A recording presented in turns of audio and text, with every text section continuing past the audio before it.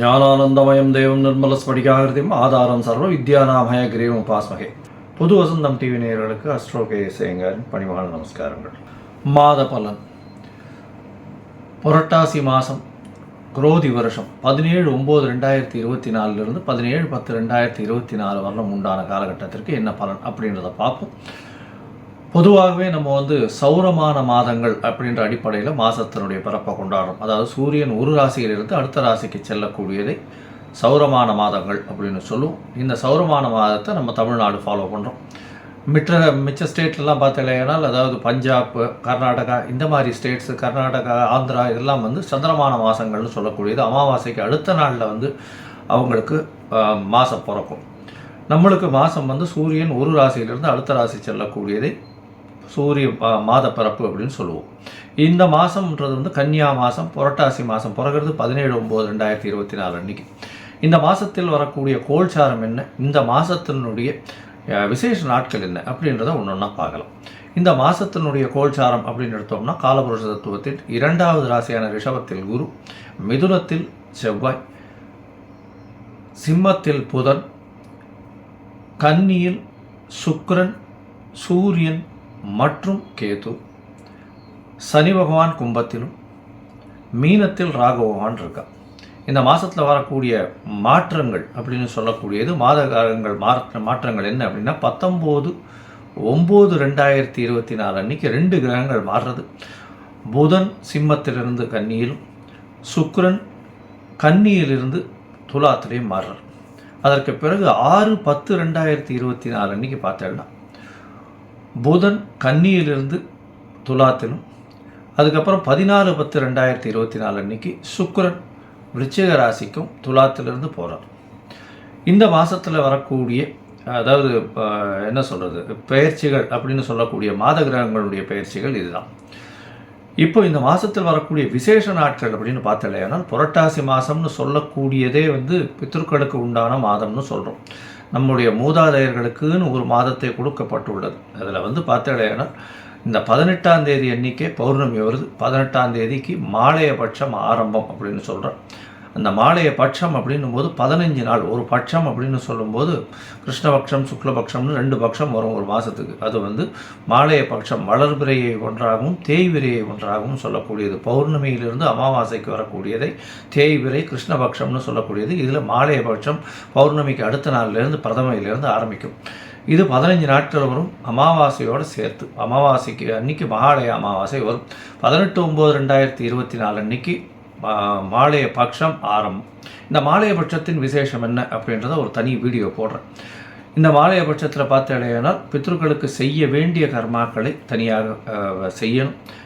அதாவது தந்தையார் இல்லாதவர்கள், தாய் தந்தையர்கள் இல்லாதவர்கள், இருவரும் இல்லாதவர்கள் கண்டிப்பாக பித்ருக்களுக்கு செய்ய வேண்டிய கடமைன்னு சொல்லக்கூடிய கர்மாக்களை செய்வதன் மூலியமாக அவர்களுக்கு பித்ருக்களின் ஆசிகளும், அவர்கள் குடும்பமும், அவர்களுடைய சந்ததியினரும் மிகவும் நன்றாக இருப்பார்கள். எந்த ஒரு தடங்களும் எடுக்கும் முயற்சியில் வராது.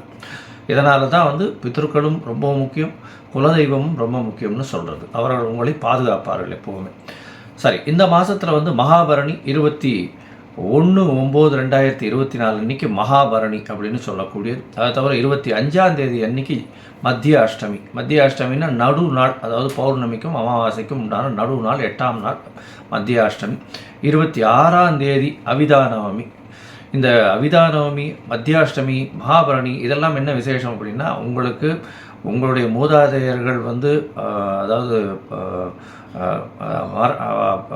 மரணித்ததனுடைய டேட்டோ இல்லைன்னா அவளுடைய இது எந்த திதி அதெல்லாம் தெரியல அப்படின்னா, இந்த காலகட்டத்தில் இந்த 3 நாட்களில் ஏதோ ஒரு நாளில் பண்ணிடலாம்.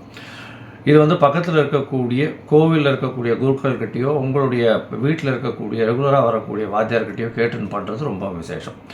அதற்கு பிறகு மாலைய அமாவாசை 2/10/2024 அன்றைக்கி மாலைய அமாவாசை. அதற்கு அடுத்த நாளிலிருந்து நவராத்திரி உற்சவம். நவராத்திரின்றது ஒரு பெரிய உற்சவம். இந்த இதில் நவராத்திரி ஆரம்பித்ததுலேருந்து 10 நாள் ரொம்ப விசேஷமாக போகும். 11/10/2024 அன்றைக்கி பார்த்தீங்கன்னா சரஸ்வதி பூஜை, வெள்ளிக்கிழமை வேறு வருது இந்த வாட்டி, ரொம்ப விசேஷம். அதற்கு அடுத்த நாள் விஜயதசமி.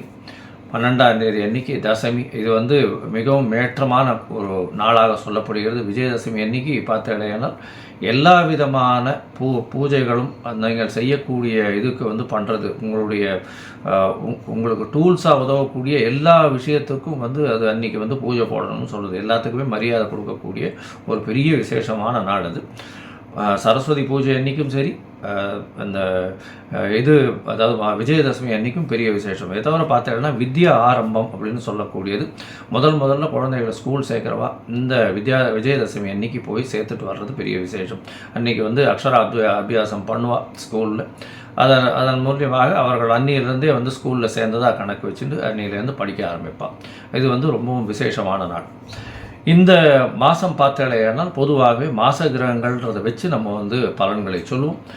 இந்த மாதத்தில் என்னென்ன பலன்கள் வருது அப்படின்றத மேஷம் முதல் மீனம் வரை அப்படின்றத பார்க்கலாம் இந்த மாதத்தில். இதை தவிர என்னுடைய மொபைல் நம்பர் கீழே ஸ்க்ராலிங்கில் போயின்னு இருக்கோம். உங்களுக்கு அஸ்ட்ராலாஜிக்கல் கன்சல்ட் தேவைப்படுமானால் நீங்கள் எனக்கு ஒரு ஃபோன் பண்ணுங்க. உங்களுடைய date, time, place of birth, உங்களுடைய நேம் அண்டு பேரண்ட்ஸ் நேம் எனக்கு அனுப்புங்க. உங்களுடைய ஜாதகத்தை போட்டு முதல்ல அதில் சந்தி இருக்கான்னு பார்க்கணும். அதாவது நட்சத்திர சந்தி, பாத சந்தி, அதை தவிர வந்து லக்ன சந்தி, லக்ன பாத சந்தி இதெல்லாம் இருக்கான்றதை பார்த்துட்டு அதற்கு பிறகு உங்களுடைய ஜாதகத்தை குறித்து உங்களுக்குன்னு ஒரு அப்பாயின்மெண்ட்டு கொடுக்குறேன். என்னுடைய கட்டணம் என்னன்னு சொல்கிறேன், நீங்கள் அதை போடுங்க. இந்த சந்தியில் என்ன பெரிய விசேஷம்னா, எனக்கு தெரிஞ்ச நிறைய பேர் வந்து துலா ராசின்னு நினச்சிட்டு இருப்பா, ஆனால் விருச்சிக ராசியில் பிறந்திருப்பா. அதாவது விசாக நட்சத்திரமாக இருக்கும். துலா ராசின்னு நினச்சிட்டு 3ஆம் பாதத்தில் இருக்கேன்னு நினச்சிட்டு இருப்பா, ஆனால் 4ஆம் பாதம் விருச்சிக ராசியில் இருக்கும். அதனால் பாத சந்தி வரும்போது ராசியும் மாறக்கூடிய வாய்ப்புகள் உண்டு. அதனால் குணாதிசயங்களும் மாறும். அதை தவிர நீங்கள் நினச்சது எல்லாமே நீங்கள் பார்க்கக்கூடிய அதே மாதிரி லக்னமும் வந்து அந்த மாதிரி சந்தியில் இருந்ததுன்னா மாறக்கூடிய வாய்ப்புகள் ரொம்பவும் அதிகம். இதன் மூலியமாக உங்களுக்கு சொல்லக்கூடிய பலனும் சரி, உங்களுக்கு கிடைக்கக்கூடிய பலாபலன்களும் வந்து மாறுபடும். அதனால் என்ன ஆகும்னா, நீங்கள் நினச்சின்னு இருக்கிறது வந்து துலா ராசின்னு நினச்சின்னு இருப்பீங்க, ஆனால் விருச்சிக ராசியில் இருப்பீங்க. பலாபலன்கள் மொத்தமே மாறும். உங்களுடைய கேரக்டரிஸ்டிக்ஸ், உங்களுக்கு வரக்கூடிய அதிர்ஷ்டங்கள், நீங்கள் அதிர்ஷ்டம் இல்லாத நாட்களில் போய் அதிர்ஷ்டம் நினச்சின்னு பண்ண போய் அதுவும் ஃபெயிலியர் ஆகும். ஸோ அதனால் ரொம்ப ஜாகிரதையாக இதை மட்டும் குறிச்சிட்டு பண்ணுறது ரொம்ப விசேஷம். சரி, இப்போ மேஷம் முதல் மீனம் வரை இந்த புரட்டாசி மாதம் எப்படி இருக்குது அப்படின்றத பார்ப்போம். இப்போது ஒரு ராசியாக மேஷம் முதல் மீனம் வரை பார்க்கலாம். விருச்சிகம், விசாகம், அனுஷம், கேட்டை இந்த 3 நட்சத்திரம் 9 பாதங்களை கொண்ட ராசி. ராசியின் அதிபதி பார்த்தேனால் 8ஆம் இடத்துல இருக்கார். இந்த மாதத்தில் பார்த்தேன்னா புரட்டாசி மாதத்தில் 17/9/2024 17/10/2024 வரையில் உண்டான மாதத்தில் தமிழ் மாதமான குரோதி வருஷம் புரட்டாசி மாதத்தில் பொதுவாகவே அந்த சௌரமான மாதங்கள்னு சொல்லக்கூடிய மாதத்தில் சூரியன், செவ்வாய், புதன் மற்றும் சுக்கிரன் இந்த 4 கிரகங்களுடைய மாற்றங்களை வச்சு பலன்கள் சொல்லுவோம். இந்த மாதத்தில் பார்த்தீர்களேனால் உங்களுடைய ராசிக்கு 8ஆம் இடத்துல செவ்வாய் பகவான் இருக்கார். இந்த மாதம் மொத்தமே 8ஆம் இடத்துல இருக்கார். மறைஞ்சு இருக்கக்கூடிய காலகட்டமாக இருக்கும். மனசில் ஒரு விதமான கிளேசம் இருக்கும். அதாவது விருச்சிகத்து ராசிக்காரர்களுக்கு பார்த்தேன்னா ராசிநாதன் 8ஆம் இடத்துல மறைஞ்சு இருக்கிறதுனால அஷ்டமத்தில் இருக்கிறது அந்த அளவு விசேஷம் இல்லை. ஆனாலும் 6ஆம் இடத்தின் அதிபதி 8ஆம் இடத்தில் போய் இருக்கிறது ரொம்பவும் விசேஷம். இதன் மூலியமாக வேலையில் ஒரு நல்ல ஏற்றம் இருக்கும்.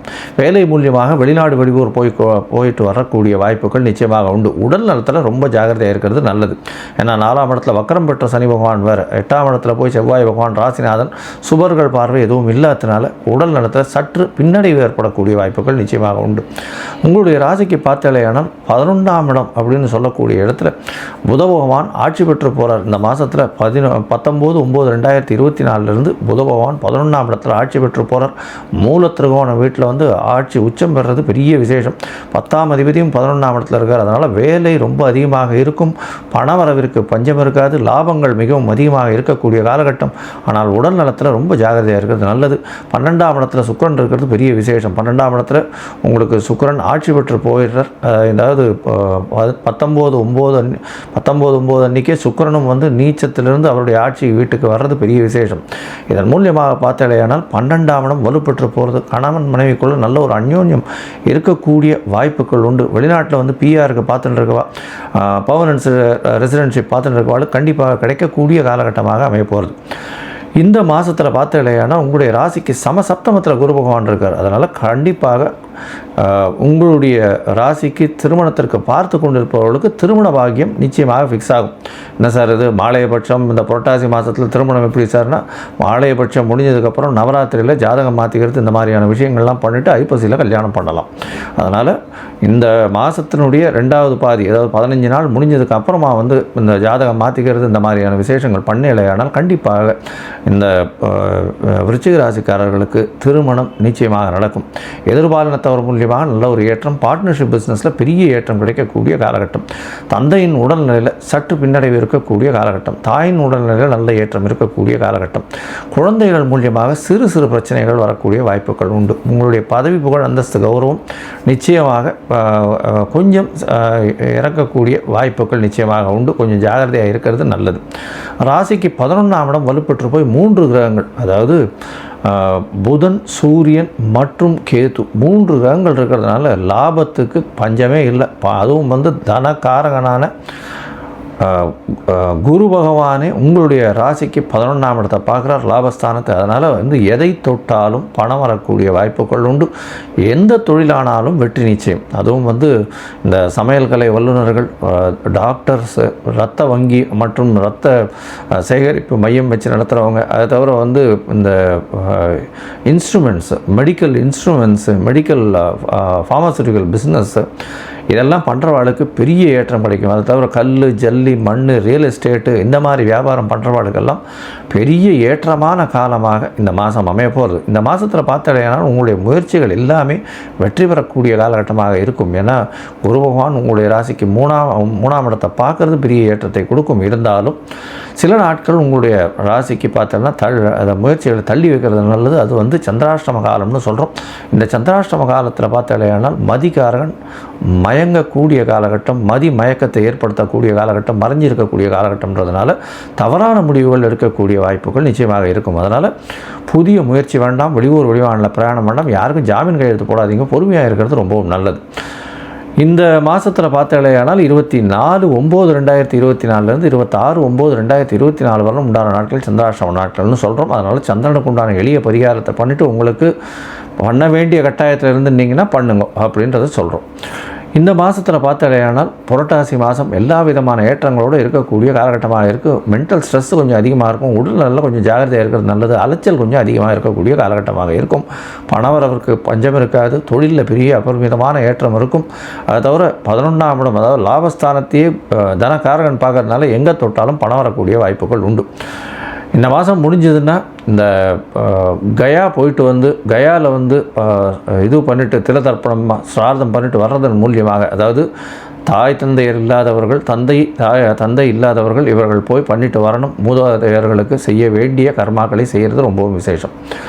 இந்த மாதம் பண்ணிட்டு வர்றதன் மூலியமாக நல்ல ஒரு ஏற்றமும் மாற்றமும் கிடைக்கும். மிச்சவாளுக்கெல்லாம் அருகில் இருக்கக்கூடிய கோவிலில் இருக்க குருக்களுக்கு உங்களால் முடிஞ்ச வேஷ்டி துண்டு வாங்கி கொடுக்கறதன் மூலியமாக நல்ல ஒரு ஏற்றமும் மாற்றமும் இந்த மாதம் உங்களுக்கு நிச்சயமாக வரும்.